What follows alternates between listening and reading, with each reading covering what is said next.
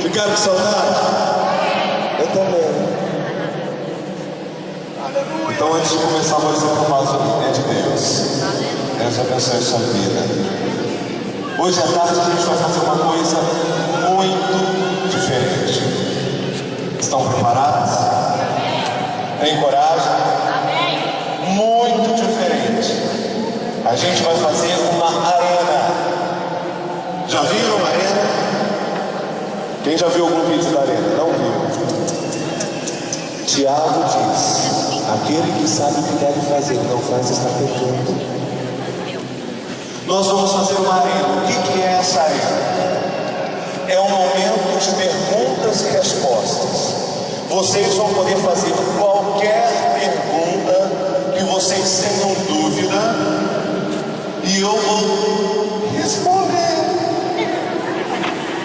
Só tem duas regras, arena. A primeira, a pergunta que for escrita tem que ser anônima. Então, você já sabe, você vai receber um papelzinho, você vai ter a oportunidade de fazer perguntas se você quiser. A primeira regra, a pergunta precisa ser anônima. Então, se você assinar, ela está desclassificada. Não se preocupe em tentar fazer linguagem de anjos ali, que eu vou ter dificuldade de interpretar. A sua pergunta vai ser depositada no meu bolso e ninguém vai ler depois para tentar reconhecer a letra. E se você colocar uma pergunta e assinar o nome do teu amigo, ela também vai ser desclassificada. A segunda regra é: não pode ser sobre doutrina, porque cada igreja tem a sua doutrina. Então, se você falar, pastor, falar em língua, saia, cabelo, eu não vou responder. Porque isso é doutrina. Minha igreja tem uma doutrina, a igreja do meu outro amigo tem uma doutrina, vocês têm uma doutrina, isso é coisa individual. As perguntas podem ser sobre a Bíblia, as perguntas podem ser sobre a nação, as perguntas podem ser sobre o coração, as perguntas podem ser sobre sexualidade. Então, por exemplo, pastor, qual a melhor data para namorar? Pastor, pode ou não pode beijar? Pastor, estou em dúvida entre duas pessoas. Pastor, todo mundo me quer e eu não sei o que fazer. Pastor, as profecias já se cumpriram. Pastor, o mundo vai acabar. Pastor, lá no céu a gente vai sentar num pequeno pônei e vai caminhar pelas ruas de ouro 18 ou 24 quilates. Então, são perguntas que você pode fazer. Enquanto eles estão distribuindo, você já pode começar a rascunhar a sua pergunta. Você vai saber que ela é 100% anônima. Eles vão recolher e depositar na caixa que tudo veio. E daqui, tudo que estiver oculto será revelado. Mas seja inteligente, tá, gente? Não vem me perguntar quem nasceu primeiro, o ovo ou a galinha, não, tá? Porque é óbvio que... Então, foi a galinha que Deus criou. Mas porque teve uma vez que eu perguntaram assim: pastor, devia ter sido o velho que fez a pergunta. Tostines vende mais porque é mais fresquinho, ou é mais fresquinho porque vende mais? Eu falei, gente, eu nunca comi tostines. Isso é coisa de que tem mais de 18. Eu tenho menos, né? Outra coisa, perguntas indecentes eu não respondo. Tipo, pastor, qual a sua idade? Isso é uma pergunta indecente. Isso não é uma pergunta que se faça. Eu não estava na Arca de Noé, eu pisei na lama, é diferente. Então tá, podem ir perguntando aí. Alexandre, quem que vai ajudar o Alexandre a recolher as perguntas?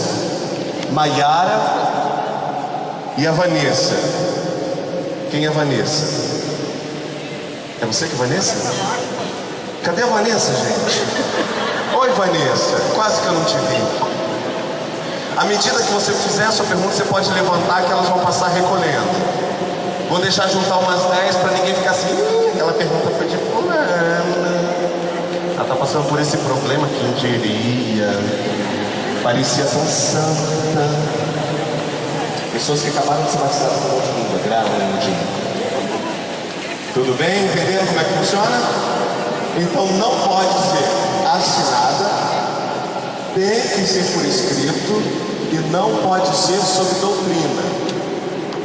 E por favor escrevam em português, tá? Português. Que tem, você pega algumas perguntas, você fala assim, eu acho que está em árabe. Acho que está em árabe, não sei nem se lá fica o papel. Quem já foi fazendo, enquanto isso, deixa a sua Bíblia marcada no Salmo 126. No final a gente brinca um pouquinho sobre o Salmo 126. Deixa ela marcada enquanto as perguntas estão sendo recolhidas. Já participaram de uma arena? Então, mais ou menos um octógono, que nem o UFC. Só que no caso aqui vocês só batem e eu só apanho. É diferente. Não tem revanche.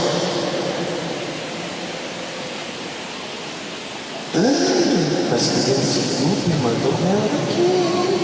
Não tá falando.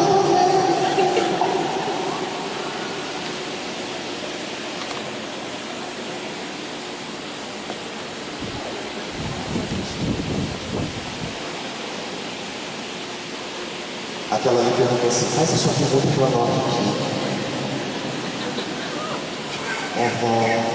Lembra quando você quer falar alguma coisa, né? Diante de alguém para pedir um conselho, você quer assim, bom, então eu tenho uma amiga. Eu tenho uma amiga que está passando por um problema sério. Ela está gostando de um cara, e ele é casado, amiga, né? É amiga, muito amiga. É uma amiga que parece eu. Sei como é que é. Já temos fãs. Já tem bastante gente. Peraí, caraca! Vou pegar essas aqui para ir começando. Vamos ver qual é o nível.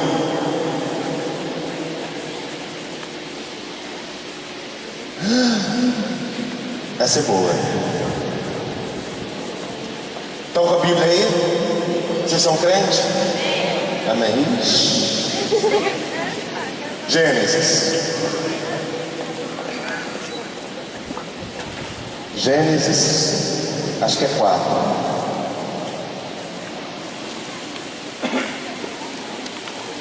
Gênesis 4, versículo 5. A pergunta é o seguinte: na Bíblia relata que Caim era uma pessoa má, pois Deus não aceitou a sua oferta. Na realidade, não foi que Deus não aceitou a oferta de Caim. A Bíblia não fala que Deus não aceitou a oferta de Caim. O problema não era a oferta de Caim. O que diz Gênesis 4, versículo 5? Ao passo que de Caim e de sua oferta não se agradou, irou-se, pois sobremaneira Caim e descaiu-lhe ao semblante. Ao passo que de Caim e da sua oferta não se agradou o Senhor. Deus não recusou, não foi a oferta de Caim, foi o coração de Caim. Deus se agradou de Abel e da oferta de Abel, ao passo que de Caim e da sua oferta ele não se agradou. Não é que a oferta de Caim era ruim, mas o seu coração não tinha prazer em ofertar, o seu coração não estava fazendo aquilo ali com agrado, o seu coração já estava cheio de desprezo. Deus rejeitou, não foi a oferta, Deus rejeitou foi Caim, porque ele não deu o seu melhor. Aleluia! Glória a Deus! Pede para o pessoal devolver a caneta. Pastor, como esperar o tempo de Deus? Chegou a minha vez, chegou a minha hora, é tempo de vencer, é tempo de vitória. Bom, uma coisa eu sei te dizer: como você não deve esperar o tempo de Deus, correndo atrás de todo mundo. Esperar o tempo de Deus é uma das coisas mais difíceis na nossa vida, porque exige confiança. Só espera com paciência, sem se desesperar, quem confia. Quem sabe que Deus tem o melhor, quem sabe que Deus não se atrasa, quem sabe que Deus chega na hora certa. O problema é que a gente acha que o fato do tempo estar passando não vai dar tempo para a gente fazer o que a gente quer. Enquanto Deus é o Senhor do tempo, saber esperar o tempo certo implica em confiar que Deus tem a hora certa. Como diz Salomão em Provérbios 20:21, que uma posse de uma bênção antes do tempo não tem proveito.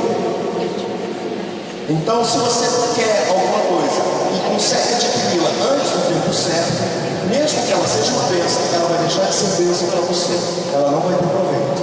Esperar significa confiar. Então eu sugiro que você troque a sua oração.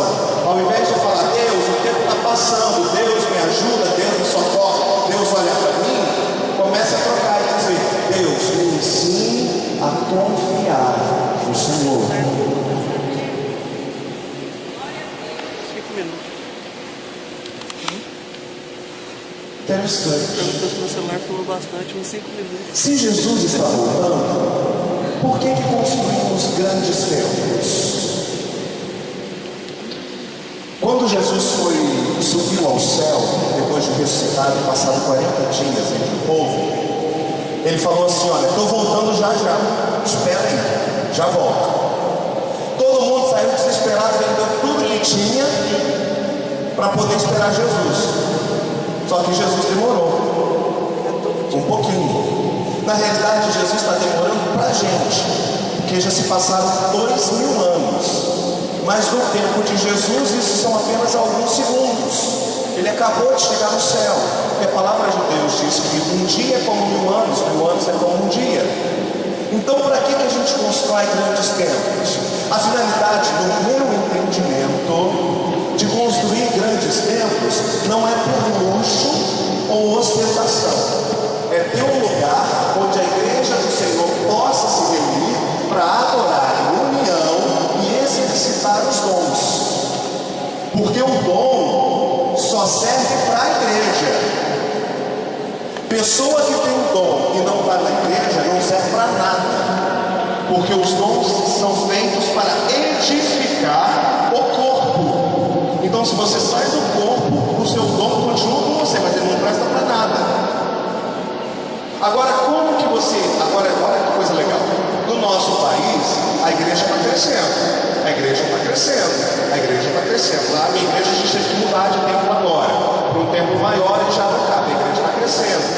Como que a gente vai conseguir ter a mesma unidade, a mesma visão, se a gente está dividindo? Então, um templo grande serve para a gente fazer algumas programações para trabalhar a unidade e permitir que um e o outro possa edificar a vida do seu irmão.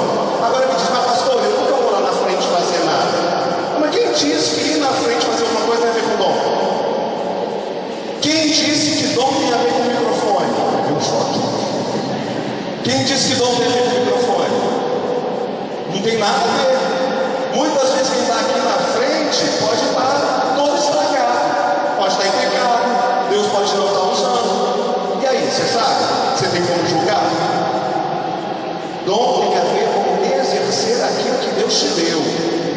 Então, por exemplo, se chega alguém na igreja, você dá um sorriso, aquela pessoa olha e de repente o Espírito falou com ela pelo seu sorriso, você está curando o corpo de Cristo. Se você chega, alguém está com problema, você escuta aquela pessoa aliviar o seu problema, você está exercendo o dom. Se de repente entra alguém na igreja, você fala assim, não me senti bem, você ora para aquela pessoa, ninguém sabe de nada, você está exercendo o dom. Chega alguém aqui na frente para cantar, para orar, para pregar, você se apresenta e fala, Deus abençoa, eu abro meu coração, que os nossos irmãos também sejam abençoados, você está exercendo o dom. Você encontra um papel de bala debaixo do banco, você pega, guarda, enfia no bolso para jogar fora. Você está cuidando das coisas de Deus, você está exercitando o dom do serviço. Então eu acho que grandes construções, no meu entender, eu sei que tem pessoas que não são assim, tem pessoas que são vaidosas. No meu entender, grandes construções não é para dizer eu posso mais do que o meu vizinho. No meu entender, grandes construções são para colocar o máximo possível de pessoas juntos para a gente poder ter um momento de de comunhão.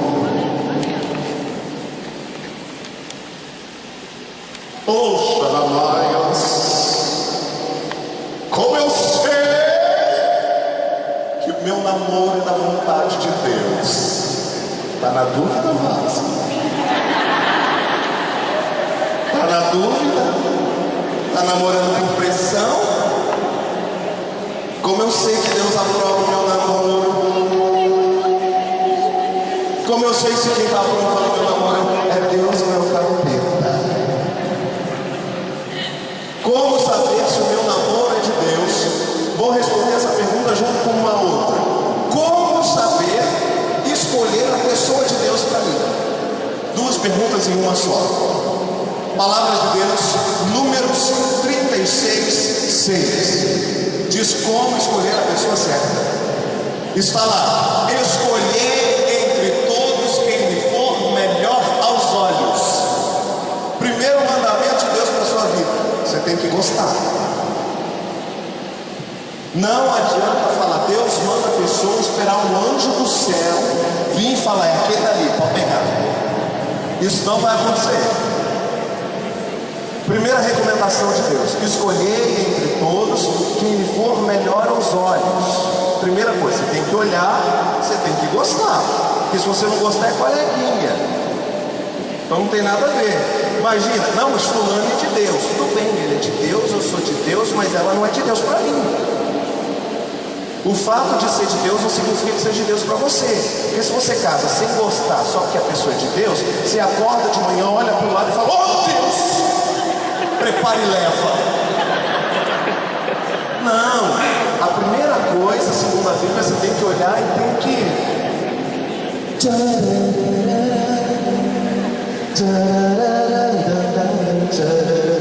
gostar. Segundo mandamento nesse mesmo versículo: desde que não seja fora da família da fé, tem que servir ao mesmo Deus. Então, se você não gosta ou não serve ao mesmo Deus, você já descarta, não tem nada a ver com não, Deus não aprova o seu namoro. Mas então, como eu vou saber se o meu namoro é? Isso. Primeiro, que você gosta dele? Gosto. Ele serve a Deus, ele gosta das coisas de Deus, ele te respeita, ela gosta das coisas de Deus? Gosta. Então, meu filho, vai ser feliz. Passa metade da vida, eu não sei se é, se não é, bem alguém pega. Estou na dúvida. Está faltando. Pessoa legal, interessante, bonita e de Deus, está faltando.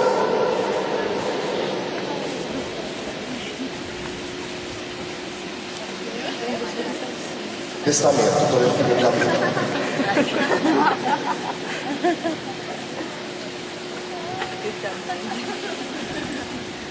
A palavra diz que todos somos filhos da luz. Porém, há pessoas que se recusam a aceitar Jesus e, mais ainda, têm prazer em praticar o mal. Essas pessoas são classificadas como filhos de Deus ou filhos do diabo. Olha, eu tenho dificuldade de chamar alguém de filho do diabo, porque assim, eu não lembro de ter parido ninguém, entendeu? Quando for para o inferno, aí deixa Deus, que Deus coloca o nome que Ele quiser. Então eu classifico como criatura de Deus ou filho de Deus. Quem aceitou Jesus deixou de ser criatura e passou a ser filho.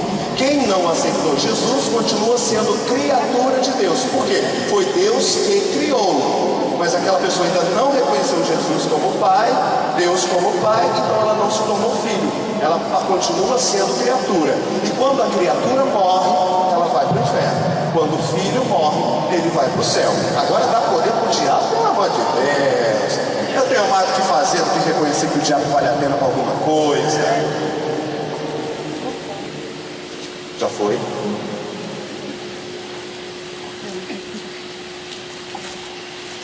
Pastor! Tem um rapaz.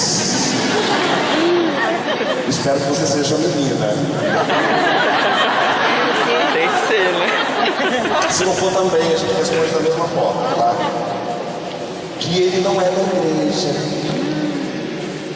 mas disse que Deus revelou para ele que eu sou a esposa dele.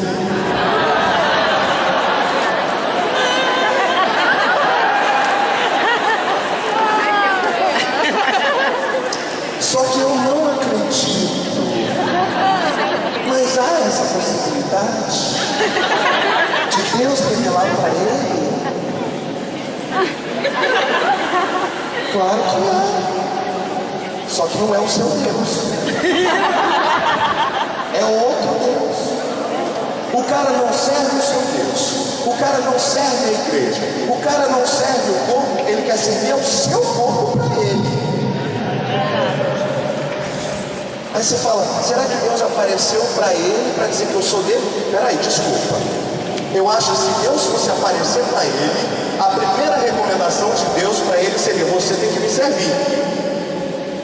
Porque a prioridade de Deus para a vida dele não é de casar com ele, é fazer com que ele aceite Jesus. Aí Jesus sai lá do céu, aparece para o dito cujo, ao invés de falar me aceita, ele fala não aceita ela. Não rola. Então não é de Deus não, querida. É de Deus sim, só que não é o nosso.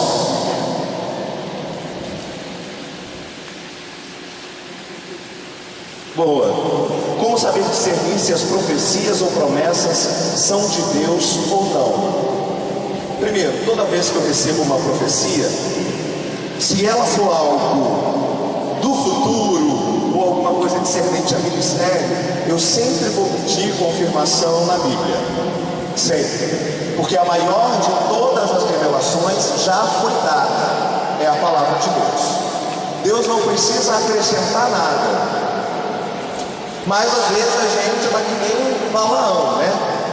A mula precisa falar, senão a gente não escuta. Não estou chamando os profetas de mula não, pelo amor de Deus, tá? E aí Deus precisa dar um sacode na gente. Então a primeira coisa que eu vou dizer: eu senti paz no coração enganoso. Pode ser muita coisa. Eu sempre vou orar ao Senhor para pedir discernimento na palavra dele, para saber se a promessa ou a profecia realmente vem dele. Se Deus usou um vaso para falar com você, ele pode usar muito bem a Bíblia dele para continuar falando com você. E num segundo caso, eu posso estar passando por um problema, por uma situação, e Deus resolver trazer aquilo à tona para acalmar o coração. Como aqui, nós nesse momento estamos sendo difamados por uma rede de site de fofoca gospel. Existe um site de fofoca gospel e ele está furioso, usado pelo diabo para difamar a minha família. O rapaz ali não sabia de nada, falou: Deus está cuidando da sua família e vai te trazer livramento. Ele podia ter dito para mim e falado assim: eu vejo aviões, eu vejo um disco girando, eu vejo ruas de ouro na sua vida. Eu ia virar: beleza, queridão, show de bola, vai na paz. Mas ele falou de uma situação que eu estou passando. Então, se eu estou passando aqui, a pessoa não sabe, é uma revelação de Deus para trazer alento, acalanto, tranquilização ao coração. Tirando isso de uma situação específica, toda e qualquer profecia precisa passar pelo crivo da Bíblia. Não passou, descarta.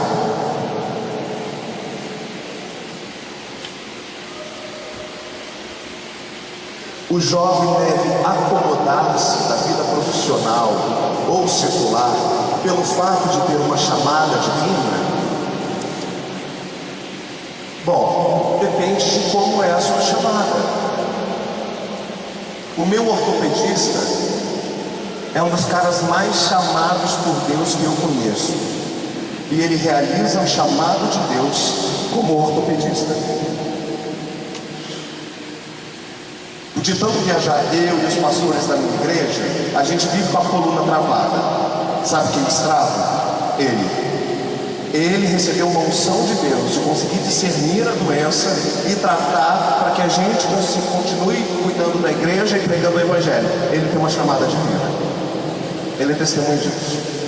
Então, como é a sua chamada? A sua chamada pode ser para atuar na vida profissional, na vida secular e ser luz lá.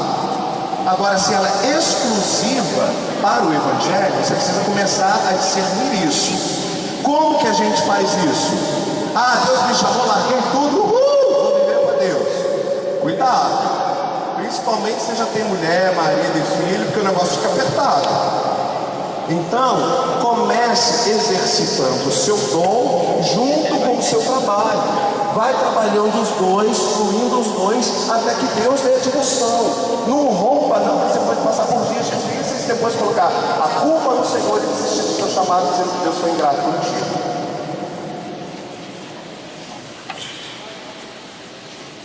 Gente, tem umas 253 perguntas ali. Eu vou responder essa aqui. Pastor, todos fomos predestinados a um só destino? Ou no princípio Deus já sabia que nem todos eram predestinados a morar no céu? Eu não vou entrar no assunto de predestinação ou livre-arbítrio, porque isso é doutrina. Mas eu vou entrar no assunto dessa pergunta dizendo uma contra-resposta. No princípio criou Deus, Gênesis 1:1. No princípio criou Deus os céus e a terra. A terra estava sem forma e vazia, e o Espírito de Deus pairava sobre a face das águas. Então disse Deus: haja luz. Mas a luz só vai ser criada alguns dias depois, quando Deus faz o sol e as estrelas. O que Deus está falando quando Ele diz haja luz? 4.000 anos depois, um homem pisa na terra e diz: eu sou a luz do mundo. Essa palavra luz que Jesus disse é a mesma palavra luz que Deus está dizendo quando Ele diz haja luz. No dia da criação, antes da criação do mundo, Deus fala: venha cá Jesus, vamos criar o mundo juntos. Por quê? Porque o escritor de Hebreus vai dizer que o Cordeiro morto antes da fundação do mundo, Jesus Cristo já tinha morrido antes da fundação do mundo. O que significa isso? Antes de Deus criar o mundo, Ele fala: haja luz, vem Jesus. Ele vira para Jesus e fala: eu vou criar o mundo, vou fazer as árvores, os animais, todas as coisas, vou criar o homem, só que o homem vai cair.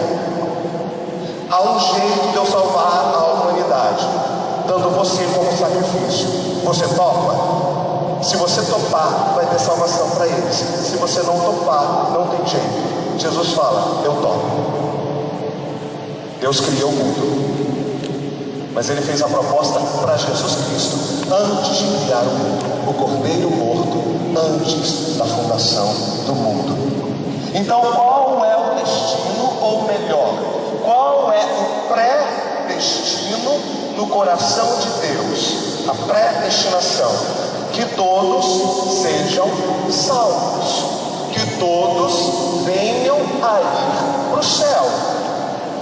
Mas nem todos reconhecem Jesus. Agora, Deus está mandando algumas pessoas para o inferno? Não estou aqui para dizer ou não. O que eu estou dizendo é que a salvação pode vir para todos. Tem pessoas que não aceitam e que Deus sabe de todas as coisas.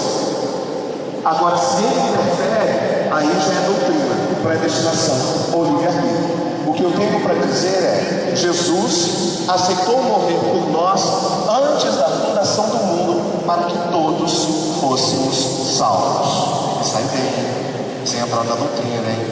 Poxa.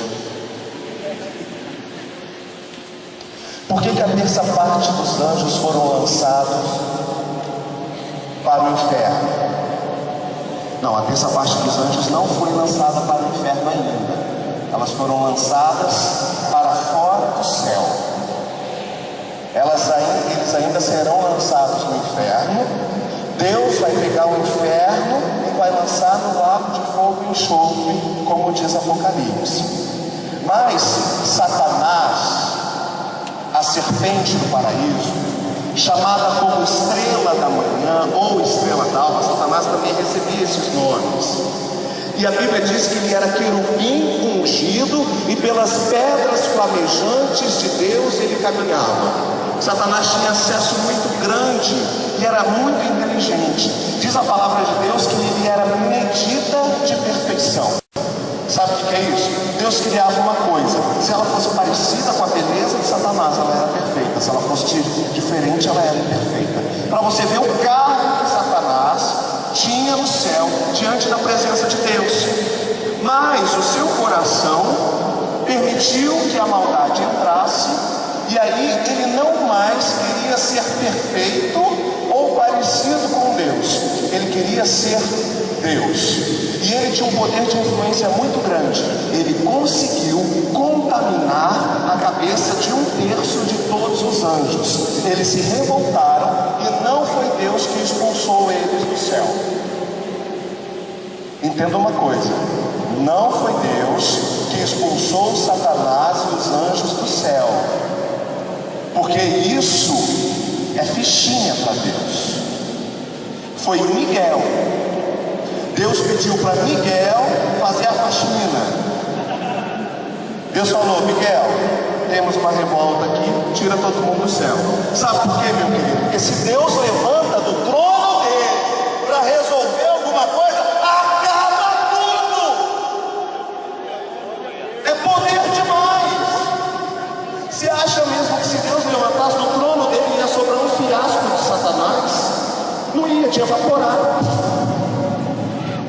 Então ele fala: vamos ficar aqui, Miguel vai lá, você. E Miguel sozinho tirou Satanás e 1/3 dos anjos do céu. Aí a gente ainda acha que o diabo tem o mesmo poder que Deus. A gente ainda acha que o diabo tem tanto poder ou mais que Deus. Querido, meu amor, não é assim não. Então Miguel lançou pelo mandato de Deus os anjos para fora do céu. Esses anjos caídos um dia serão lançados no inferno, e o inferno será lançado no lago de enxofre, aonde vai estar a besta, o falso profeta e também todos aqueles que não receberam Jesus Cristo como seu Salvador.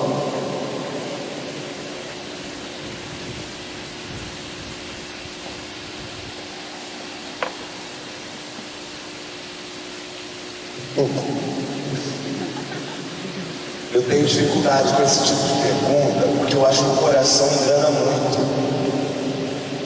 Pastor, eu gosto de um rapaz, e Deus me revelou que eu iria sonhar com ele 3 vezes. E eu sonhei. Que sonho. As 3 vezes. Eu estou sonhando até hoje. Mas eu pedi outra confirmação para Deus, para me dar mais um sonho com Ele. E eu quero saber: é confirmação? Eu sou.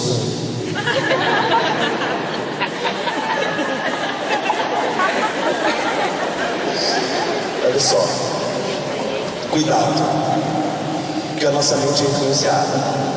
Às vezes você vê um filme e sonha com alguma ação parecida com o filme. Você vê um filme de guerra e sonha que você está sendo perseguido ou está sendo assaltado. Cuidado com isso, que a nossa mente é influenciável. Então essa coisa de pedir confirmação em sonhos é muito perigoso, porque a gente já está com vontade.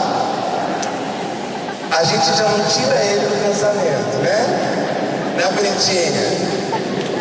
Você já não tira ele do pensamento. Você dormir e sonhar, não precisa nem Deus ajudar. Então cuidado, eu sugiro que você siga as recomendações. No final eu dou mais uma recomendação de como escolher a pessoa certa.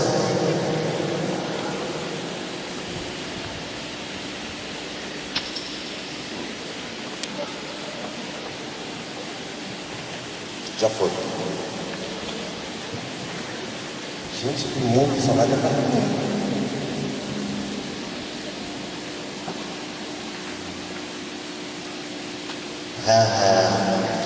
Se eu não li a sua pergunta, você sabe que essa fica sem graça.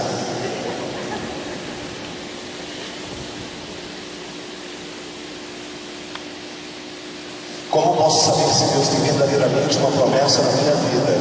Pois Ele não fala mais comigo. Primeiro, Deus tem sim. Deus não... A palavra de Deus no Salmo 139 diz que Ele te fez, sonhou com cada um dos seus dias, quando você ainda não tinha nem ligamentos, nem ossos, nem músculos, nenhum dos órgãos. Você ainda era substância informe, você não tinha forma. Ele viu, escreveu e determinou todos os dias da sua vida, quando nenhum deles ainda tinha acontecido. Então, absolutamente nada foge ao controle, sabedoria, soberania e vontade de Deus. As promessas para a sua vida vão se cumprir? Sim. Agora, Deus não fala mais comigo. Cuidado. Duas coisas. Pode ser que Ele esteja falando e você não está conseguindo discernir mais por N fatores. Não porque você não busca, mas por N fatores. A segunda, pode ser que Deus esteja trabalhando na sua vida através do silêncio. O silêncio de Deus é a melhor maneira que Ele tem para usar para trabalhar a ansiedade da sua vida. Você quer tudo agora, para agora, quer resposta para tudo. Sabe o que Deus faz? Te deixa em silêncio para você aprender a esperar e confiar. É só assim que Ele trabalha a ansiedade da sua vida.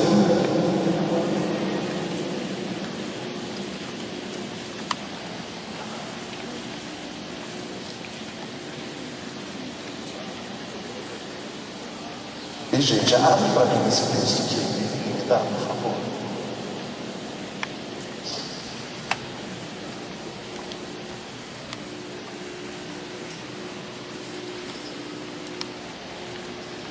Eucana pecou.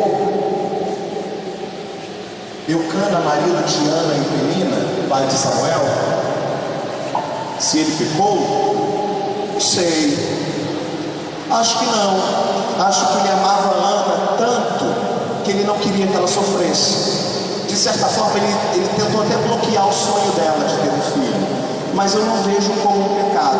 Eu vejo como a preocupação de um marido que não queria que a mulher sofresse. Apesar da mulher ter sido mais espiritual e ter levado o caso para Deus. Mas Eucana amava Ana. Então não acho que ele pecou. Gente, mandou 3 aqui, 3 em 1, parece tocar fita rádio e CD.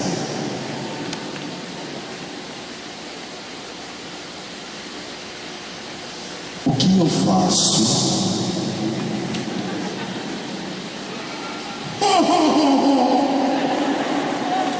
O que eu faço quando o meu melhor amigo se torna mais que um amigo? Quem é homem que tem melhor amiga mulher aí? É com você.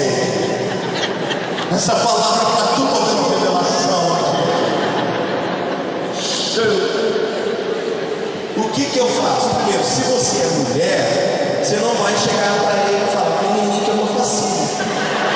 Porque mulher não faz isso. Agora, se você... Cara, eu nunca vi mulher falando isso. Sempre é homem. Geralmente é o homem que se envolve e a mulher não quer. É a primeira vez que eu vejo uma mulher dizendo: meu melhor amigo, no meu coração está deixando de ser meu melhor amigo. Então, meninas, vocês não chegam com os rapazes. São os rapazes que têm que conquistar o seu coração. Porque senão os papéis mudam e isso está errado. Já que você não pode chegar nele porque você é a conquistada e não a conquistadora, é você que é a difícil e ele que tem que trabalhar para te conquistar, você não vai chegar nele, mas você pode ser atraente aos olhos dele. Você pode trabalhar a nomenclatura se arrumar, pentear o cabelo, botar uma roupa legal, falar a paz do Senhor, mexer o cabelo. Quando a mulher mexe o cabelo, o homem se mexe todo. Então você não chega, mas você insinua sutilmente, com delicadeza, que existe uma chance dele conquistar você, mas ele vai ter que pegar um pouquinho, entendeu? E ora, claro, né, gente, pelo amor de Deus. Dicas de como namorar. Ser ansiosa é ruim? Você não tem prazer nas conquistas e nem na espera, porque você é muito ansioso. Eu sei, eu sou ansioso, eu trabalho todo dia.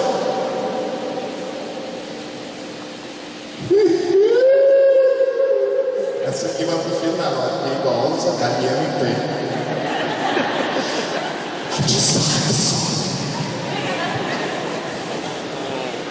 Depois que ele quiser ouvir de sexo, pode ir, tá? Quem são 144 mil que fala Apocalipse?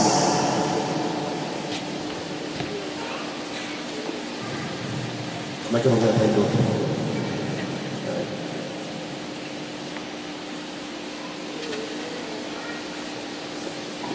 Com certeza. Assim como é que eu também acredito na igreja Assembleia de Deus. Nós acreditamos que haverá o arrebatamento da igreja. E depois do arrebatamento da igreja vai existir o governo do anticristo na face da terra. Esse governo vai durar 7 anos, como disse Daniel. Desses 7 anos, os 3 anos e meio, primeiro, ele vai unificar o povo, trazer curas, trazer a paz sobre a humanidade. E quando ele tiver todo mundo sob o domínio dele, ele vai tirar a máscara do sentido figurado, ele vai se revelar quem ele é. E os 3 anos e meio seguintes, ele vai reinar com ódio sobre todos aqueles que quiserem se converter a Jesus Cristo de Nazaré. Ele vai se assentar no trono em Jerusalém e vai se autoproclamar Deus. Durante a autoproclamação dele como Deus, o Espírito Santo não vai estar mais na terra, porque o Espírito Santo pertence à igreja. Como a igreja é arrebatada, o Espírito Santo vai junto com ela. Então aquela pessoa que convence o homem do pecado, da justiça e do juízo, que é o Espírito Santo, não vai estar mais na terra. Apertou para quem não subiu no arrebatamento, meu irmão. O negócio vai ficar chata quente aqui embaixo. Vai ser muito difícil. Então, como que as pessoas vão acreditar em Deus? Da mesma forma que acreditavam antes do Espírito Santo ser liberado por Jesus, depois da ressurreição e da ascensão dele. Como? Pelo intelecto dos judeus que explicavam a palavra. Foi muito rápido. Então, quem serão 144 mil? Serão 12 mil de cada uma das tribos dos judeus que vão se arrepender e reconhecer Jesus como Salvador, e esses vão passar pela terra proclamando o Evangelho de Jesus Cristo como Messias. Mas vai ser difícil converter porque não vai ter mais o Espírito Santo aqui embaixo. Então eles vão converter pela razão e não pelo Espírito. E aí as trombetas vão estar tocando, os selos se abrindo e a perseguição correndo solta. Se você acha que está ruim a perseguição agora, fica aí você ver como é que o negócio vai ser bonito. Fica aí, tá? Eu amo Apocalipse.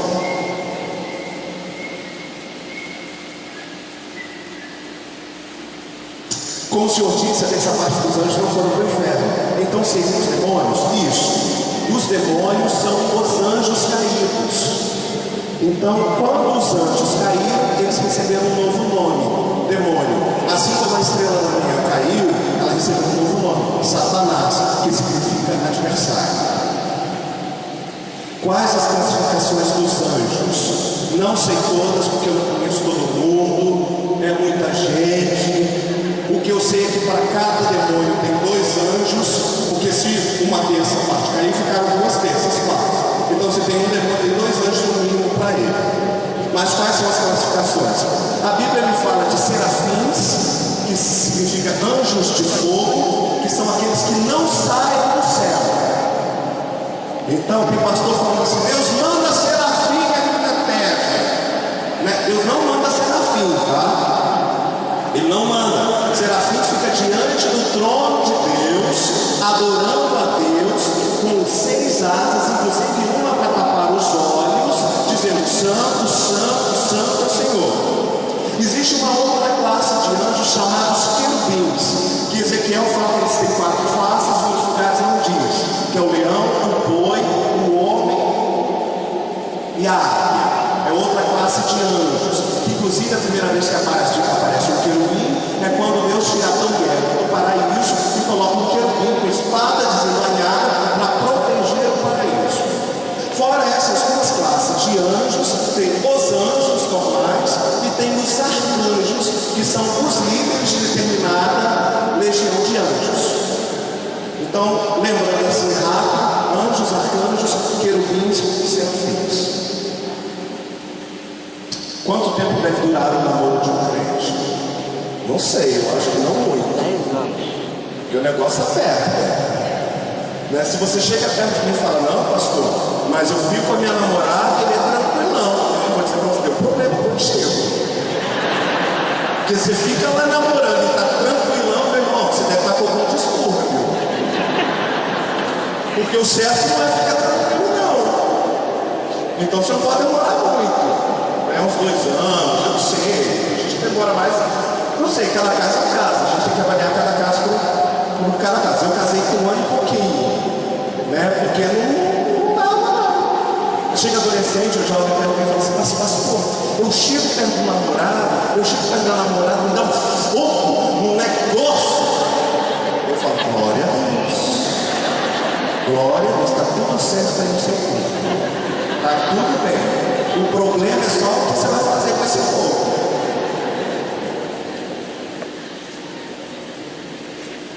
Se Deus voltar hoje, como ficam as promessas de Deus? Tipo, promessas grandes que garante que você vai ter se Deus voltar hoje. Posso dizer qual é a maior promessa de Deus para as nossas vidas? A maior promessa de Deus para as nossas vidas é ir morar com Ele.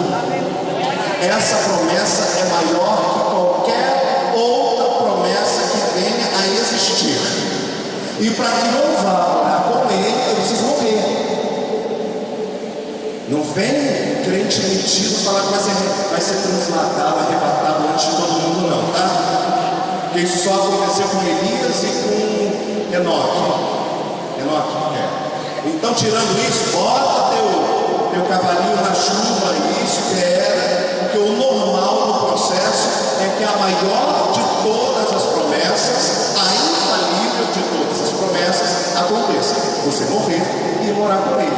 Qualquer outra promessa é secundária. Então, se eu morrer hoje, a maior promessa de Deus se cumpriu na minha vida. Estou com Ele. Ó, sem ofensa, hein? Sem ofender, hein? Você é um pastor que casou tarde. Você tem intimidade? Para falar sobre a verdade? Qual a palavra de motivação para aqueles que também casaram tarde? Amigo, tamo junto! Se você em algum momento achou que as promessas do Pai, se em algum momento duvidou das promessas sobre uma vida em família, gente, eu acho que se eu disser que não, eu vou estar mentindo. Pelo amor de Deus, quem não fica com dúvida nessa vida? Ah, pastor, eu nunca tive dúvida de nada. Gira! Mentiroso, vai se converter. Mentiroso! Está bancando uma de santo para cima de mim. Todo mundo de um momento ou outro vai ter dúvida, gente.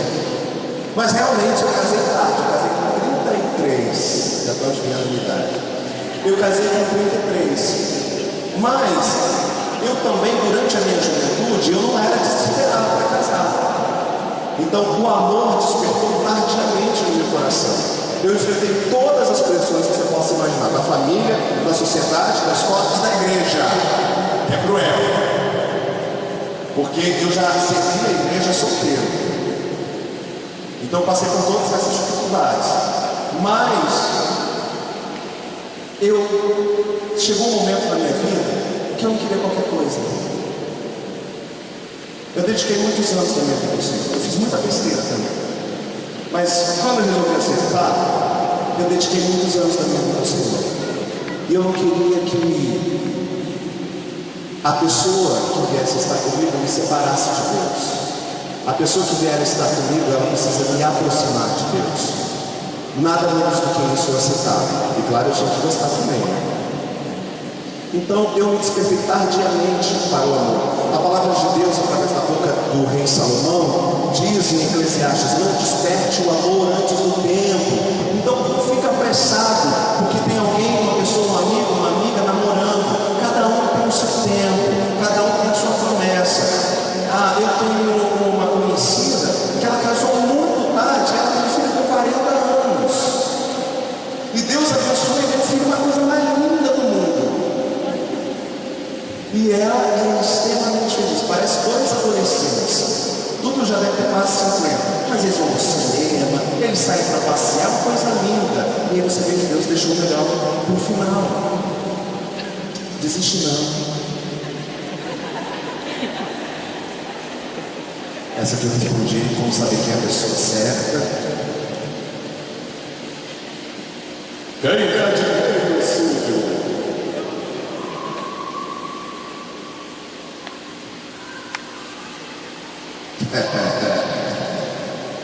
Safadinho. Não pode fazer. A gente pedir perdão todo dia e continuar errando, tendo a consciência de que é errado, é pecado? Você tendo consciência ou não vai deixar de ser pecado por causa disso. Agora, se você tem consciência e continua praticando sem se arrepender genuinamente, desculpa, você é safado. Não tem outra palavra não. Você não quer se consertar, vai. Se você pena, chora, se arrepende e cai, é uma coisa. Agora você está lá levando a brincadeira, daqui a pouco eu tiro o microfone à força, que eu falo umas palavras aqui. Pastor, já iniciei relacionamentos, mas após pouco tempo, meu sentimento sumia. Decidi não me envolver mais com ninguém para não magoar pessoas que gostavam de mim. Mas tenho medo de me acabar deixando a dita pessoa certa passar por ser fechado demais nessa área. O que fazer? Sério, possivelmente você tem um trauma.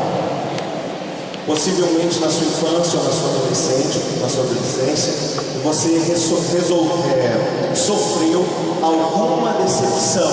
E essa decepção não necessariamente é de namoro. Ela pode ser com um tio, com um pai, com uma mãe, com um irmão. Você tem algum tipo de decepção. Então, quando você começa a se relacionar, começa a se aproximar de alguém, o que o seu organismo lá atrás, no seu subconsciente, que você nem sabe que existe, faz? Ela não pode sofrer, ele não pode sofrer. Então ele pega o sentimento e apaga, para evitar que você sofra. Isso é um trauma. Você precisa orar a Deus ou conversar com o seu líder para ele orar com você da seguinte forma: Deus, traz luz aonde há traumas, aonde há bloqueios na minha vida, para que eu possa ser feliz nessa área. Traz luz, trazer luz e traz à tona, para que eu possa lembrar, perdoar e caminhar.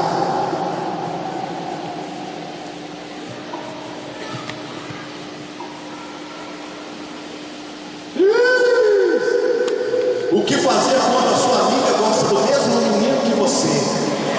Cai pra dentro! Pega o cabelo, puxa, dá uma joelhada, fura o olho, tira o sal, taca na cabeça dela, pega o cabelo e arrasta. Não, isso aqui é aula de UFC, tá esquecendo. O que fazer se a pessoa gosta primeiro que você, sua amiga? Que amiga, hein? Amiga que nem essa, para quem precisa de inimigo na vida. Esse cara deve ser muito bonito. Ou ele é muito bonito ou ele só tem ele. que fazer? Eu não entro em disputa. Eu não entro. Desculpa, eu não entro. A não ser que eu cheguei primeiro e a outra está querendo furar o olho, né? O outro está querendo furar o olho. Aí eu cheguei primeiro, a minha com o pé. Mas eu não entro em disputa. Desculpa, eu acho que o meu coração é precioso demais para eu ficar distribuindo assim. Eu não entro em disputa. Tá afim? Pode ficar. O que é meu, o que Deus tem para mim, vai vir e ninguém vai tirar. Ninguém tira o que é sempre, não. A única pessoa que pode escolher uma coisa na sua vida é você. Mas ninguém, além de Deus, ninguém tem autorização para tirar as coisas da sua vida, nem o capeta. Só Deus.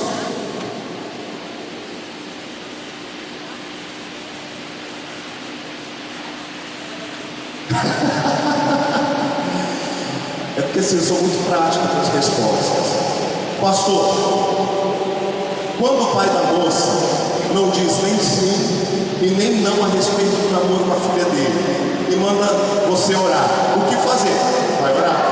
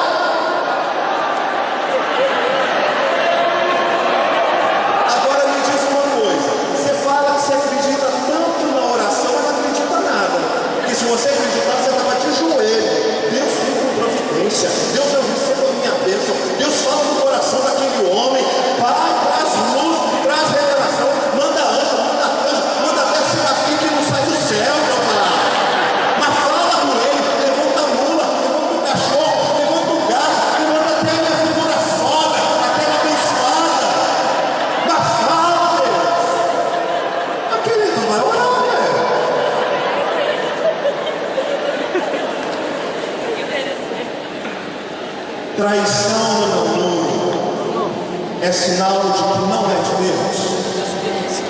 Não. Traição no namoro é sinal de que a pessoa é mau caráter. Porque quem trai, não trai o outro, trai a si mesmo. Porque fidelidade é questão de caráter.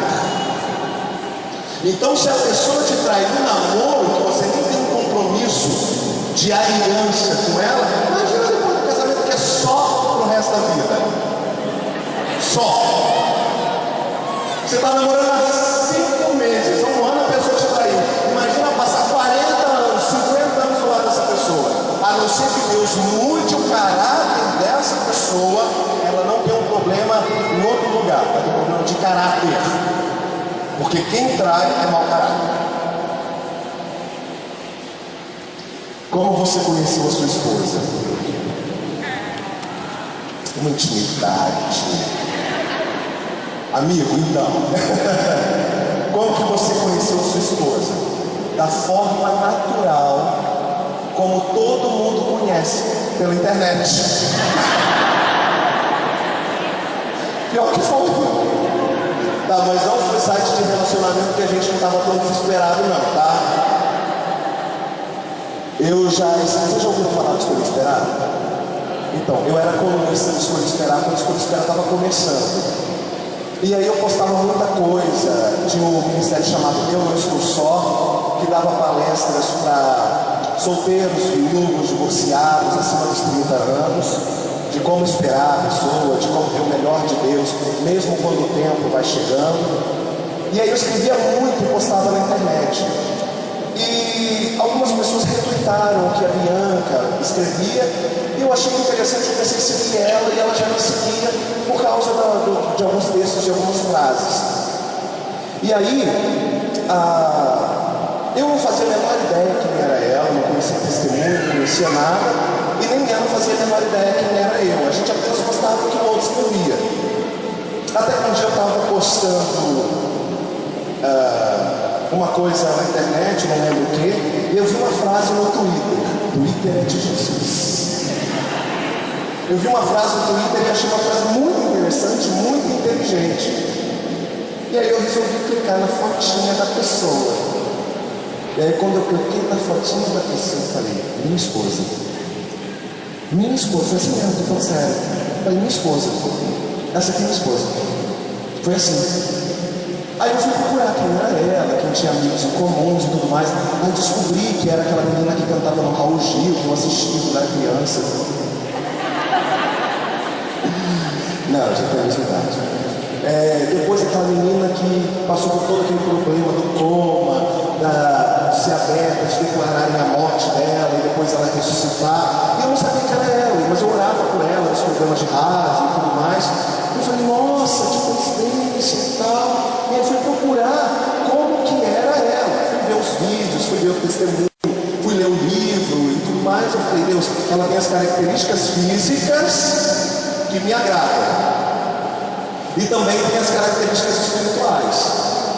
Mas eu não sabia se ela era casada ou não. Então fui orar, fui pesquisar, não consegui descobrir, fui orar. E dá-lhe 3 meses orando. Dá-lhe 3 meses orando e me martirizando, porque eu não sabia se ela era casada e não podia estar orando pela mulher próxima, né? Imagina um pastor orando pela mulher próxima.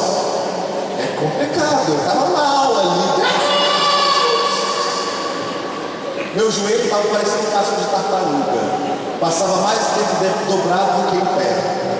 E aí, depois de 3 meses orando, eu falei, chega, acabou, chega. Faz o seguinte, se ela é do Senhor para mim, que ela venha para mim. Soberba, um poço de vaidade. Deus precisou me moer depois, né? Porque a gente fala umas besteiras na vida, né? A conclusão ela veio. Eu estava ajudando uma pessoa no trabalho social. Quando eu postei na internet, eu tinha pedido para Deus que ela venha. Quando eu postei na internet, ela me mandou uma mensagem direta no box dizendo assim, eu quero ajudar. Para ela, eu estava dizendo, eu quero ajudar. Para mim, eu estava dizendo, ela viu até mim. E eu falei, claro, minha filha, uma linguagem bem pastoral. Claro, minha filha, você pode me ajudar. Me passa o seu telefone. Meu irmão, tá na área. Se derrubar é pênalti. O não é montinha. Agora eu vou correr atrás do sim. Aí eu falei, passa o telefone. Tá tudo bem. Passou. Sabe de nada, inocente. Passou, eu peguei dei aqueles 5 minutos, né, pra ser difícil, entendeu? Dei aqueles 5 minutos, peguei e liguei pra ela, fazendo aquela voz. Olá, minha querida. Aqui é o pastor Felipe Reis, a paz do Senhor. Eu queria dizer que nós estamos precisando de fraldas, remédios, indicações de hospital, orações. Em que você pode nos ajudar, minha filha? Ela, não, pastor, então, eu quero ajudar sim, também quero orar por ela. Claro, vamos marcar para nos encontrar. Aí ela, quando o senhor está no Rio? Eu falei, bom, quinta-feira, eu vou estar no Rio de Janeiro, eu vou viajar e a gente vai lá. Tá bom, inocente. Conclusão, na quinta-feira não deu porque eu tive que viajar e ela também. Aí eu já tinha o número dela. O que eu fiz? WhatsApp de Jesus. Que pena não conseguimos nos encontrar hoje. Estou orando pela sua viagem e Deus te abençoe. Nós marcamos para outra semana. Não conseguimos, a nossa agenda não bateu. Mandei mais uma mensagem de WhatsApp. Ah, que triste. Não te vi essa semana. Já mudei. Estou orando por você. Do outro lado eu fiquei sabendo que ela viu uma mensagem e falou assim, eu acho que esse pastor está me cantando.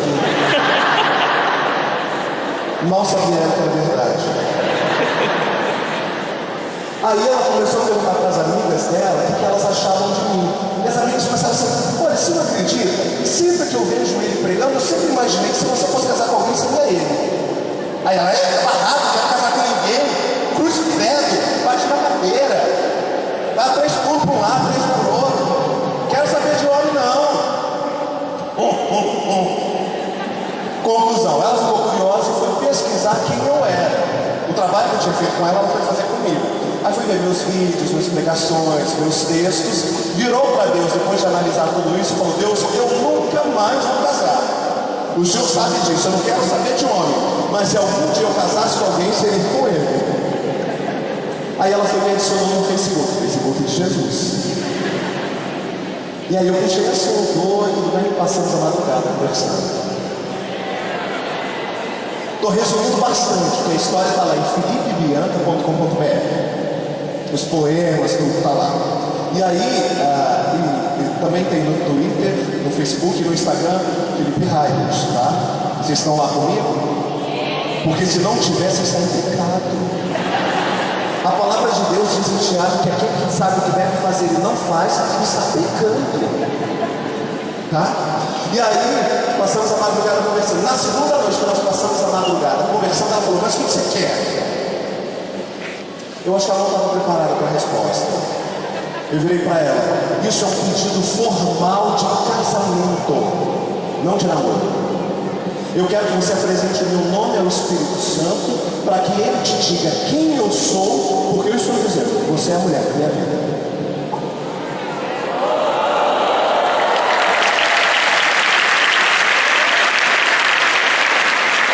Ela passou 3 dias sem falar comigo. Depois de 3 dias ela voltou, parecia que ela estava morta, né? Ressuscitou depois de 3 dias no ventre da baleia. Ela falou assim, eu conversei com o Espírito Santo. E aí? Sou difícil. Estava assim. E aí? Ela, eu vou orar com você. Perdeu! Casei. Como é um namoro santo? É um namoro que não é pentecostal, que é fogo puro, que tem confusão de línguas, imposição de mãos. Isso é um namoro santo. Entendeu? Tudo que você mexe aqui, que bagunça outra parte do seu corpo, se você me entende, crente inteligente, foge.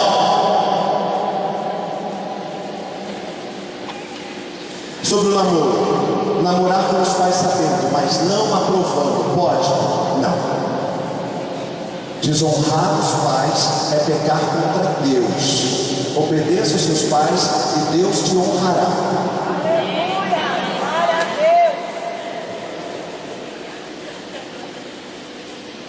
Essa aqui deve ser o mesmo banco, todo mundo com a mesma pergunta. As amigas andando juntas. Temos 20 minutos.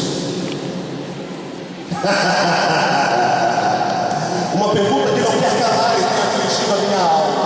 Adão tinha um umbigo? Adão tinha um umbigo? Tinha, querido. E depois que Deus criou ele, Deus chega assim.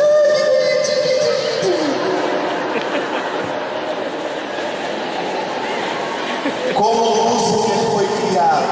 Na realidade eu não chamo ele de Lúcifer, porque a Bíblia não dá esse nome, tá? A Bíblia chama ele de diabo, inimigo ou Satanás. Como ele foi criado? Igual a todos os outros anjos. Deus disse, haja e houve.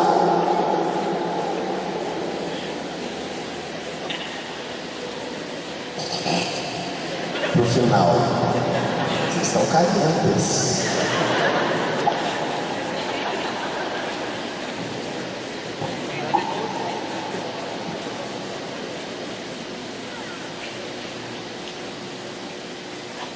Se uma jovem gosta de um rapaz e ele ainda não sabe, ou seja, ela está namorando sozinha, se ele souber entender, ela está orando, o que ela pode fazer mais além de orar?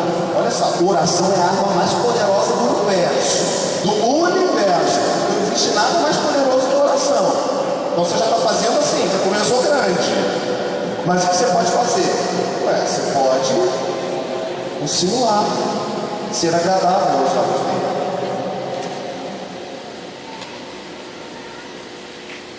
Essa aqui acho que é a segunda vez que cai uma pergunta assim. Teoria da conspiração.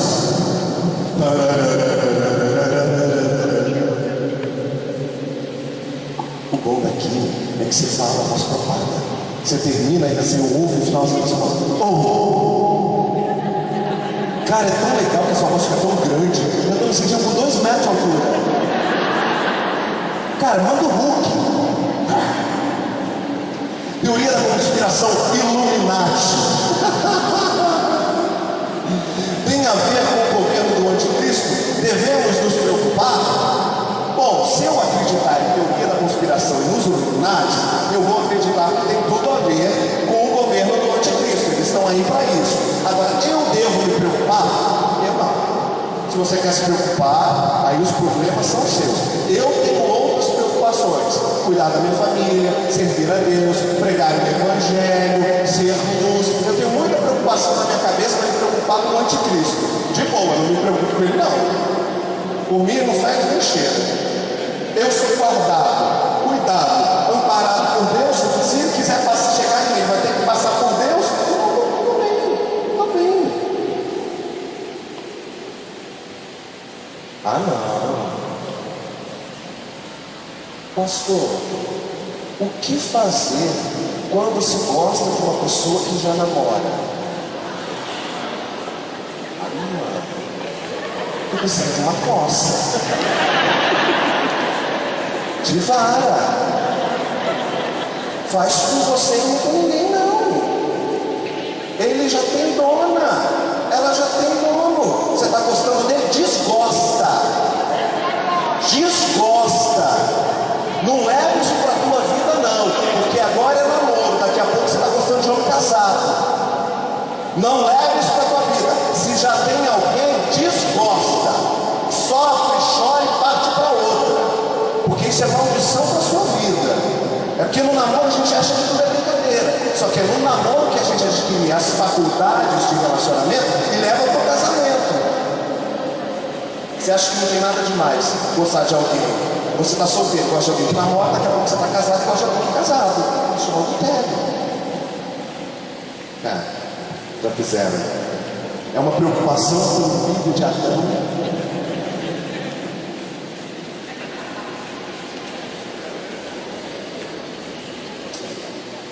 Por que quando as minhas amigas começam a namorar, elas me tratam diferente? Elas mudam. Quem está namorando aqui? Vamos ver quem está solteiro do lado. Cadê a aliança? Não tem? Qual o seu nome? Fabiano, qual o seu nome? Lloyd, se muda quando você namora, Lloyd. Você troca de endereço. Você sai da cidade. Lloyd. Lloyd, você está com cara de que muda, Lloyd. Não muda. Qual é o nome da namorada? Wellington. Wellington está aqui? Wellington.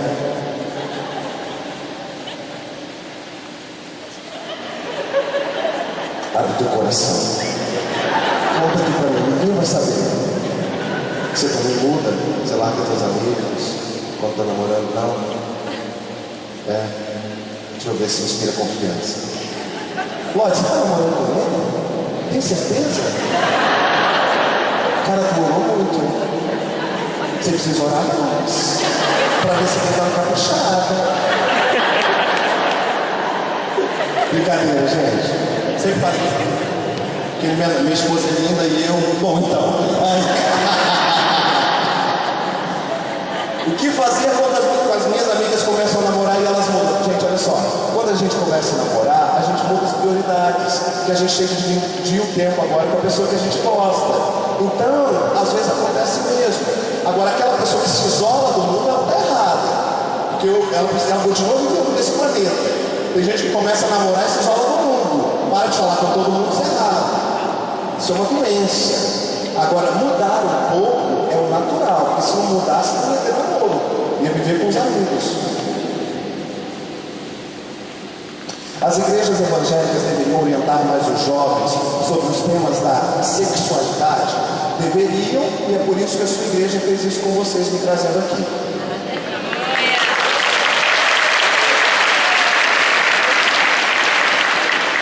Vocês estão tendo uma sorte, até parece, deve sentir o cara agora. Pastor Felipe, como ter um namoro santo. Esse povo só pensa nisso. Como saber se você está realmente liberto do seu passado? Como uma pessoa ex-homossexual, homossexual pode saber,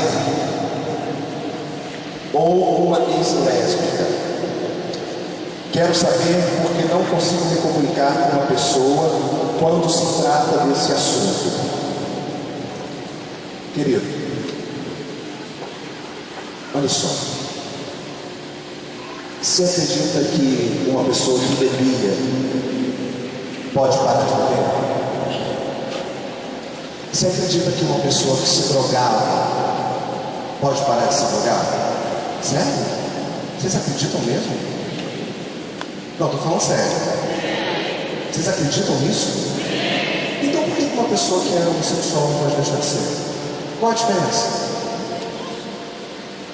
Palavras de Deus em Coríntios, 1 Coríntios 6, 9 e 10, que fala sobre os avarentos, homossexuais, ladrões, idólatras, termina dizendo assim: tais foram alguns de vós, mas não são mais. Para Deus não tem essa problemática que tem aqui. Não, você matou 50 pessoas, Deus te perdoa, tudo bem, pode ficar. Você estuprou 50 criancinhas, não, tudo bem, você é legal. Você era adúltero, tudo bem, você é legal. Você era ladrão, tudo bem, você é legal. Você é homossexual, reta, passa de mim. Não tem essa diferença não, querido. Nós somos todos ex. Em alguma área nós somos ex. Não há a menor diferença de mim para qualquer outra pessoa. Ou você é ex-mentiroso, ou você é ex-fofoqueiro, ou você é ex-ladrão, ou você é ex-galinha, ou você é ex-safado, ou você é ex-prostituta, ou você é ex-drogado, ou você é ex-qualquer coisa. A igreja é formada de ex. Quem nunca foi ex, que atire a primeira pedra. Então eu acho que você devia abrir o seu coração, porque você não é melhor do que ninguém. Se a pessoa tem esse problema, você tem outro. E muita gente pode não gostar de você pelo seu problema. E aí? Está na hora da gente desmistificar um pouco. Até que ponto o beijo não é pecado? Queridão, beijo se entupidor de pia. Sabe quem faz assim, você vê até o que a pessoa almoçou ontem. Essa parte todas as meninas fazem assim, e todos os meninos falam assim.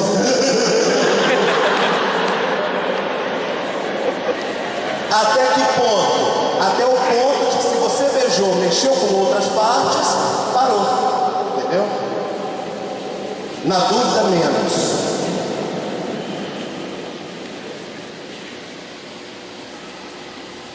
Que letra bonita. Qual a conduta de uma pessoa que mesmo na igreja ainda tem atitudes homossexuais?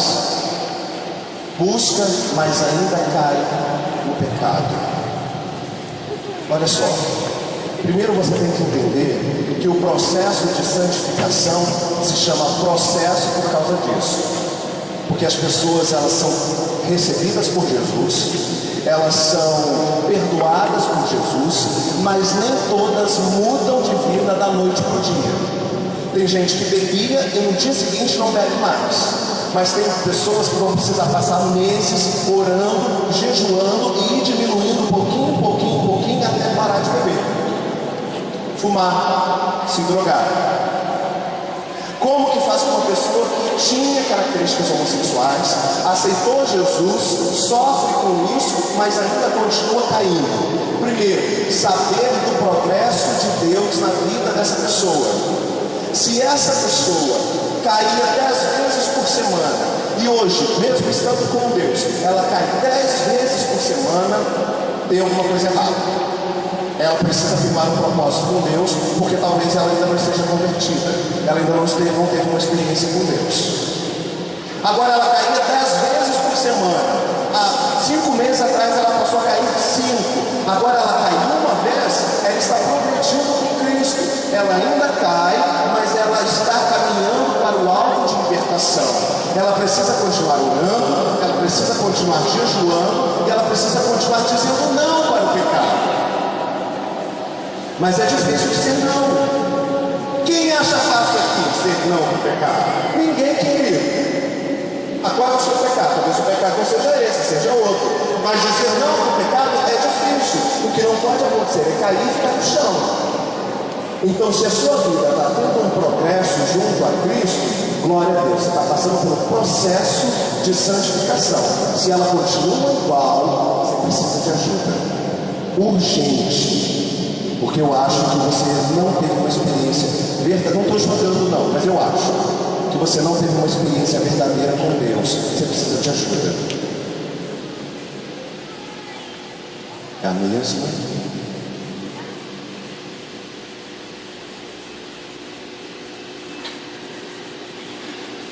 A pergunta B eu não vou responder porque é doutrina. A pergunta A eu vou responder. Para onde a nossa alma vai quando morremos? Eu vou entender que você quis dizer o espírito, né? Porque a alma é intelecto, emoções. Corpo e espírito é a nossa parte de Deus na vida.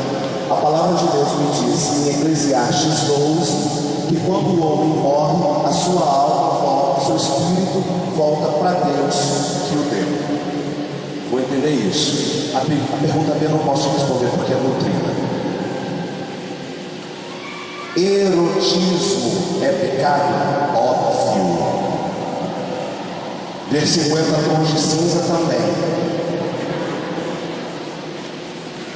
Erotismo é seduzir alguém por coisas corporais.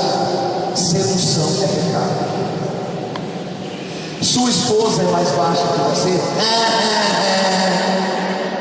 Eu sei que é difícil, mas sim, ela é bem mais baixa que eu, tá? Nem de salto ela fica mais alta que eu. Sua alta. Existe idade limite para casar? Não mesmo. Teve um casamento de 2 velhinhos tem uns 2 meses, em Goiânia. Um pastor queridão, apóstolo Sinomar, era viúvo, casou com uma viuvinha, deve ter uns 70 para 80 anos. Casou e ó, estão curtindo a lua de mel. Aleluia.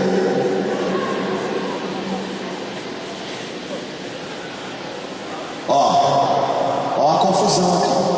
Para onde foi Elias se ele não provou a morte?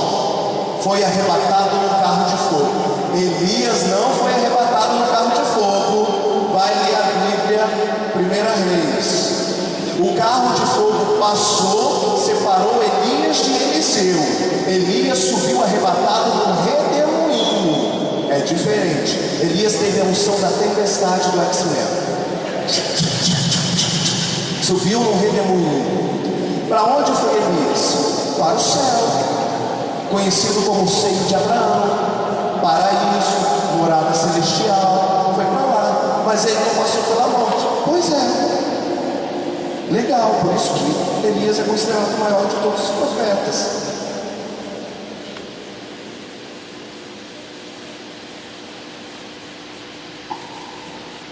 Gente, vou ter que responder essa sexualidade, já está na hora.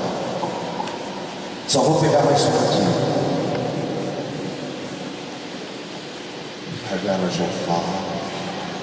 Esta daqui.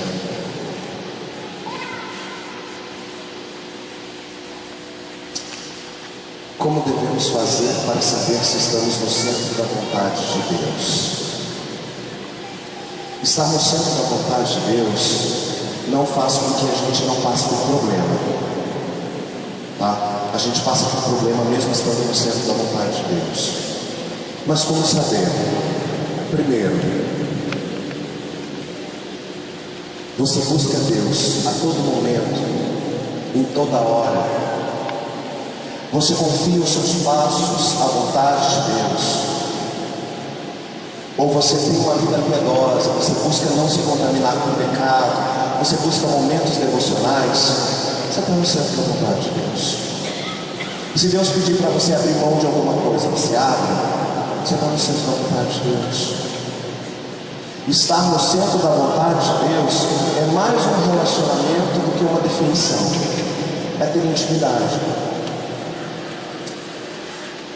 Pastor, o casal que é casado, Alexandre, traz um livro meu aí. O casal que é casado, quem é casado aqui? Então foi um desses que fez pergunta, tá? Porque se você é solteiro e fez essa pergunta, ai, ai, ai. O casal que é casado pode fazer qualquer tipo de sexo, desde que haja um acordo? Não. Por quê? Desculpa se tem gente que pensa errado, mas existem coisas que não interessa se tem acordo ou não. Por exemplo, 50 tons de cinza que está na moda. Aquele casal lá, eles tiveram um acordo. Ele pode espancar ela, que ela fica feliz. Deus aprova isso? Mas não tem um acordo? Ah, mas eu gosto de apanhar. Não interessa se você gosta ou não. Tem gente que gosta de bater. Tem gente que gosta de matar. Tem gente que gosta de roubar. Não interessa que gostar não define o que é certo ou o que é errado. Tem gente que gosta de beber. Tem gente que gosta de se drogar. Você fala, quer ser livre? A pessoa diz, não, eu gosto. Gostar, ter prazer, não significa que seja certo. Uma coisa não tem nada a ver com a outra. Você pega um assassino em série, ele tem prazer em matar. Um dos ícones dessa juventude, todo mundo fala dele, um homem usado por Satanás, Che Guevara. Uma das declarações dele para o pai dele, ele escreveu: pai, eu descobri o prazer de derramar o sangue, eu amo matar. Deus aprova? Pelo fato dele amar? Não. Então pode tudo dentro do casamento? Não pode, queridos. O que pode? Pode beijar muito, amassar muito, fazer muito carinho e fazer o sexo tradicional. Os outros tipos de sexo, o sexo oral, depende muito de cada denominação, porque a Bíblia não fala sobre ele. Mas o sexo anal a Bíblia fala, e ela condena. Pastor, mas é homem ou mulher? Não interessa. O ânus não foi feito para isso. Porque se você diz que o sexo anal entre marido e mulher pode, então não pode entre homem e homem, ou mulher e mulher. Qual a diferença? O problema está que aquilo ali Deus não fez para isso. Não fez. Mas você fala, mas tem respaldo bíblico? Tem. Romanos 1, a partir do 17, a Bíblia condena. Tem respaldo científico? Tem. Qualquer cientista que você for, ele vai falar: o ânus não lubrifica e o contato com ele causa contaminação e câncer. Tem respaldo acadêmico, médico? Tem. Os médicos vão dizer, vai haver uma fissura e com o passar do tempo você vai ter problema. Então qualquer que seja a linha sobre sexo anal, vai ter uma área, seja bíblica, espiritual ou científica, que vai dizer que não. Aí você fala, mas eu gosto. É problema seu. O fato de você gostar não significa que está certo. O fato do seu marido e você gostarem ou aceitarem também não significa que está certo. Ah, pastor, mas eu posso dar uma inovada assim dentro de quatro paredes? Um dia eu posso vestir de bombeiro e chegar para minha mulher e falar: não, apagar o seu fogo.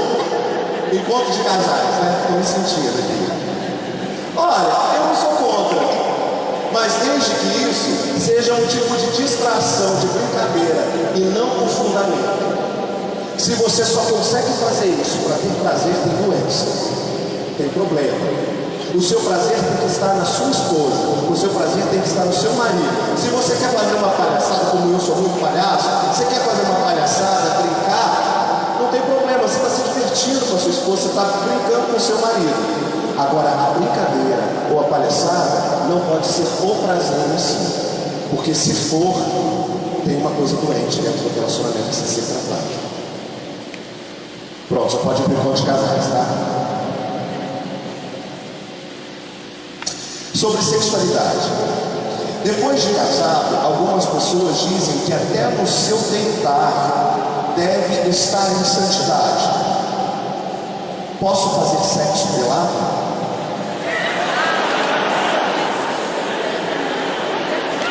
Gente, olha só, eu conheço pessoas, estou falando sério, eu conheço pessoas que nunca ficaram peladas na frente do marido ou o marido na frente da esposa. Estou falando sério, isso existe. Santidade não tem a ver com isso não, gente. Tá? Você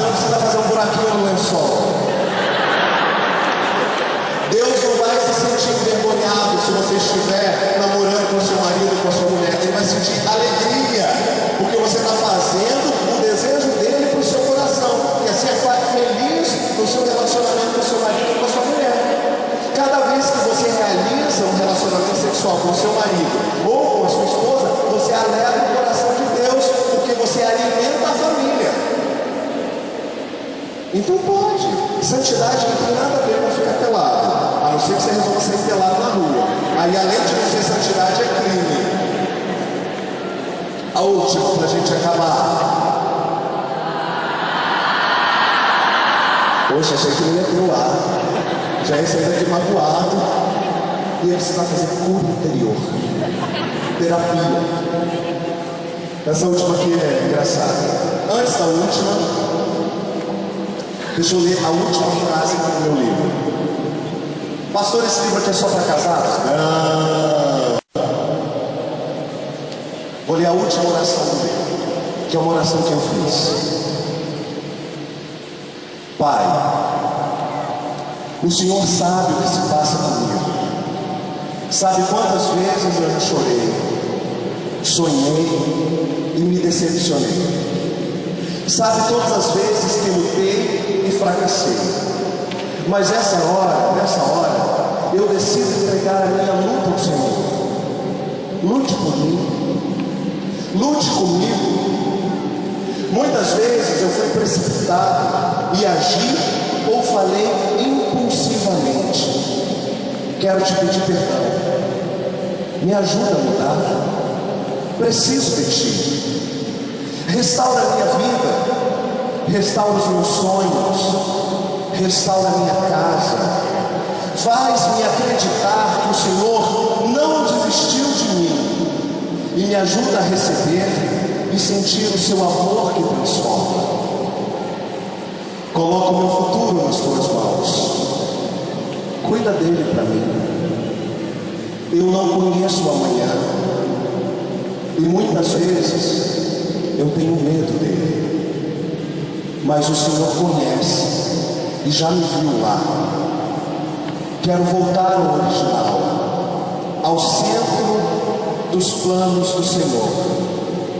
Entrego a minha vida, a minha família, meu lar e inclusive a minha independência, e me declaro completamente dependente de ti. Faz tudo novo, de novo, em nome de Jesus. Amém.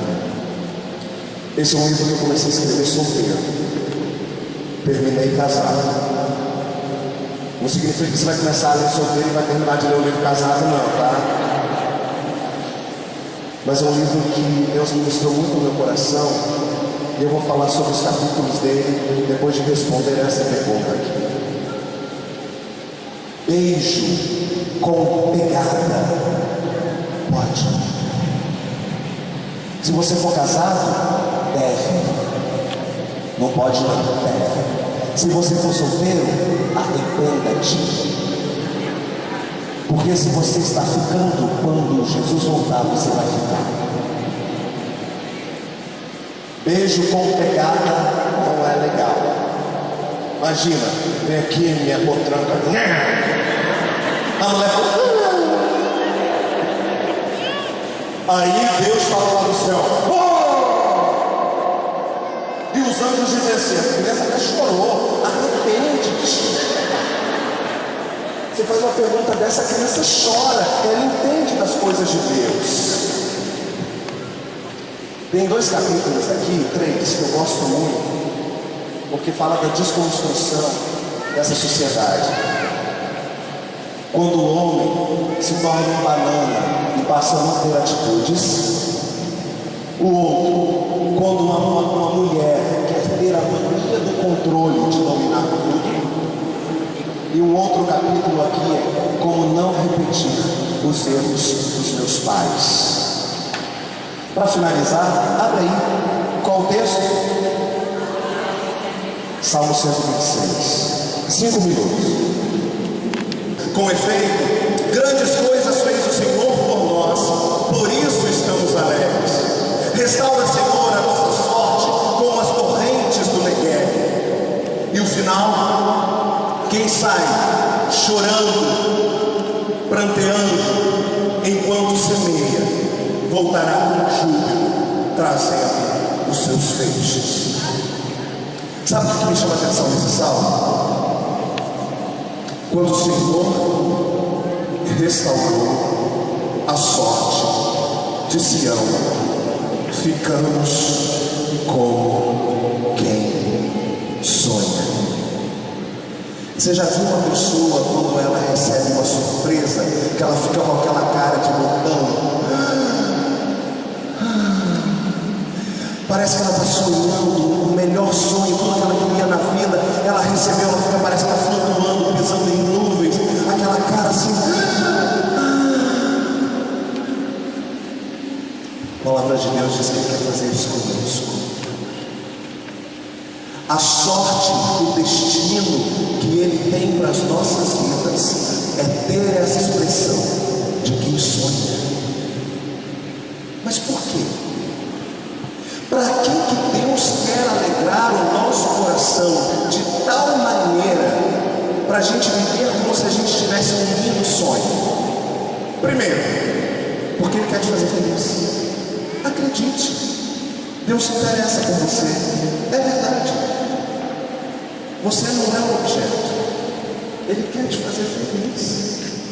Ele tem uma preocupação nisso. Ele tem prazer em te ver feliz. E Ele se alegra com a sua felicidade. Assim como Ele sofre quando você passa por provações. Mas a partir do segundo versículo diz: ficamos como quem sonha. Então a nossa boca se encheu de alegria e a nossa língua de júbilo. Segundo, sabe por que Deus quer te fazer feliz? Primeiro, te fazer como quem sonha é porque Ele quer te fazer feliz.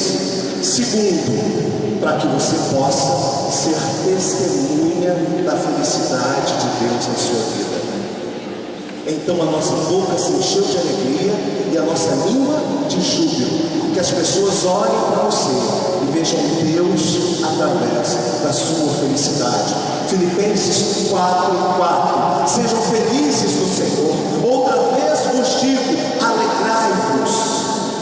Deus tem prazer em que você se alegre nele. E a sua alegria serve como testemunho para quem está passando por dias difíceis, para saber que um dia difícil pode durar muito tempo, mas ele vai ter fim. Terceiro, a nossa boca se encheu de alegria, a nossa língua de júbilo. Então entre as nações se dizia: grandes coisas fez o Senhor por eles. Que você seja testemunho para quem inclusive não é cristão, que a fé daquele que não é cristão seja edificada e seja inaugurada simplesmente pelo sorriso que sai dos seus lábios. Existe uma unção na alegria. É por isso que o diabo tem prazer na dor, na infelicidade, porque ele sabe que a alegria restaura, a alegria traz vida. A alegria do Senhor é a nossa força. A frase começa a se alegrar. A alegria gera força, a alegria gera transformação, a alegria gera fé para os de fora. E por fim o texto traz uma promessa. Você está chorando? Não pare de caminhar. Você está amargurado? Não pare de caminhar. Você está dilacerado? Não pare de caminhar, porque a palavra não diz quem está dilacerado, chorando e sofrendo, colherá feixes. Não, ela diz: quem sai andando, chorando, triste, dilacerado, mas continua andando, tem a promessa de que voltará trazendo a colheita do Senhor. Sabe o que isso significa? Deixa a aprovação bater na sua porta. Que venha a aprovação, mas que ela não te pare. Que venha a aprovação, mas que ela não frustre os planos do Senhor para a sua vida. Que venha a aprovação, mas que ela não abale a sua fé. para que no seu último dia de vida você possa dizer como o apóstolo Paulo disse no seu último dia de vida, em 2 Timóteo, capítulo 4, versículo 7. Combati o bom combate. Mas Paulo tinha sido apedrejado, chicoteado, preso, expulso, torturado, excluído e abandonado, naufragado e picado por uma cobra. Mesmo assim, no seu último dia, ele chamou tudo isso de bom. Combati o bom combate. Ele pegou todas as provações que tinham passado na vida dele e disse: foram boas, porque me aproximaram do Senhor. Combati o bom combate, completei a carreira. Tudo que Deus me deu a mão para fazer, eu fiz. E guardei a fé. A minha fé está intacta, como no dia que eu encontrei Jesus pela primeira vez. Quem sai andando e chorando, voltará com júbilo. Nós somos muito ansiosos. Nós temos muita dificuldade de esperar o tempo do Senhor. Mas entenda uma coisa: Ele é o Senhor do tempo. Não há nada difícil para Ele. Ele é o Deus do impossível. E Ele conhece o seu amanhã. Você não conhece. Então aprenda a descansar. Amém? Eu quero só agradecer a vocês, porque foi um tempo muito precioso aqui. Eu estou impactado. Eu falei isso desde que me recepcionaram no aeroporto. Eu nunca, em anos de ministério itinerante, fui recebido com tanta alegria. Eu chegava para todo mundo rindo, pulando. Vocês têm uma alegria nada no coração de vocês. É singular isso. Use essa alegria, porque é um dom. Use essa alegria, use essa felicidade, porque quem está vindo de fora, como eu sou pastor, minha igreja é grande, viajo o país inteiro, eu fiquei admirado pela alegria que vocês têm, pela felicidade, pela empolgação que vocês têm. Usem isso a favor do reino, inclusive na evangelização. Eu estou muito feliz de estar aqui com vocês e espero que a gente se encontre mais vezes. Tá bom? Deus abençoe.